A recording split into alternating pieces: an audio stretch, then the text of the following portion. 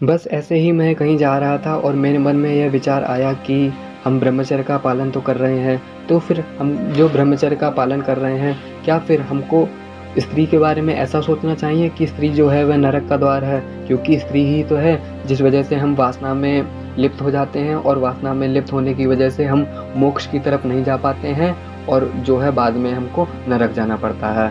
तो फिर क्या हमारे लिए ऐसा सोचना उचित है कि जो स्त्री है वह नरक का द्वार है? तो फिर मेरे मन में यह विचार आया था कि वास्तव में जो स्त्री है वह नरक का द्वार नहीं है, क्योंकि हमारे भीतर जो सेक्स की भावना उठ रही है या फिर हमारे भीतर जो गलत विचार आ रहा है वह स्त्री की वजह से नहीं आ रहा है। वह इसलिए आ रहा है क्योंकि हमने जो है वह स्त्री में सुख को सोच रखा है। हमने ये सोच रखा है कि स्त्री के साथ सेक्स करूँगा तो फिर मुझको मज़ा आएगा, लेकिन मज़ा आने की मुख्य वजह स्त्री नहीं है, बल्कि मज़ा आने की जो मुख्य वजह है वह हमारा वीर है, हमारे भीतर जो प्राण शक्ति है वह है। क्योंकि हमारा वीर जो है वह हमारे अंदर रहने की वजह से जो है वह हमको आनंद देने लगता है, और जब हम उसको बाहर निकालते हैं तो भी उसको बाहर निकालने में मज़ा आता है। बाकी मेन बात यह है कि हम उसको बाहर निकालने में जो मज़ा मिलता है उसको हम बड़ी ही सरलता से कर लेते हैं, लेकिन जब हमको वीर को कई समय तक बचा कर रखते हैं, ब्रह्मचर्य का पालन करते हैं, तो फिर वहाँ से भी जो हमारा वीर है वह हमको आनंद देने लगता है। हमको ये बात मुख्य रूप से समझनी चाहिए कि जिस वीर को बहाने में हमको इतना मज़ा आता है, यदि हम उस वीर को अपने भीतर धारण करेंगे तो फिर हमको कितना अधिक आनंद आएगा। तो इसीलिए मैं आपको कहना चाहता हूँ कि जो स्त्री है वह नरक का द्वार नहीं है।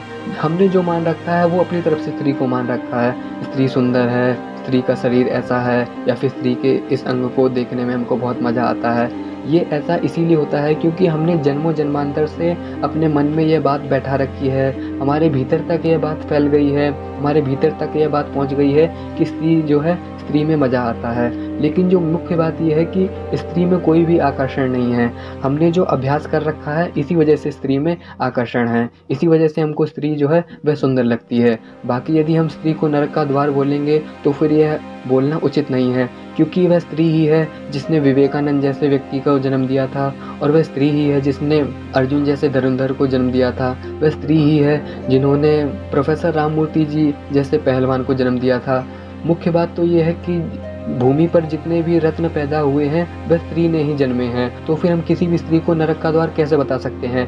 ये तो हमारी ही गलती है कि हम अपनी गलती की वजह से स्त्री की तरफ आकर्षित होते हैं और उसके साथ वासना में लिप्त हो जाते हैं, और फिर बाद में हमको नरक जाना पड़ता है। इसीलिए मेरे हिसाब से ऐसा कहना उचित नहीं है कि स्त्री जो है वह नरक का द्वार होती है।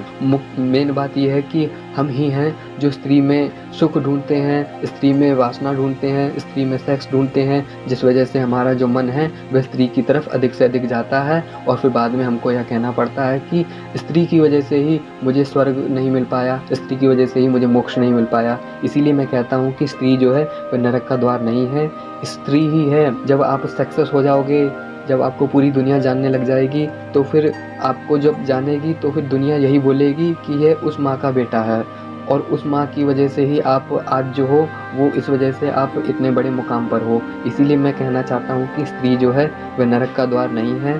ब्रह्मचर्य के पालन के लिए आप स्त्री से दूर मत भागिए, बल्कि ब्रह्मचर्य को समझने का प्रयास कीजिए। जब आप ब्रह्मचर्य को समझोगे तब आपको स्त्री जो है वह नरक का द्वार नहीं लगेगी।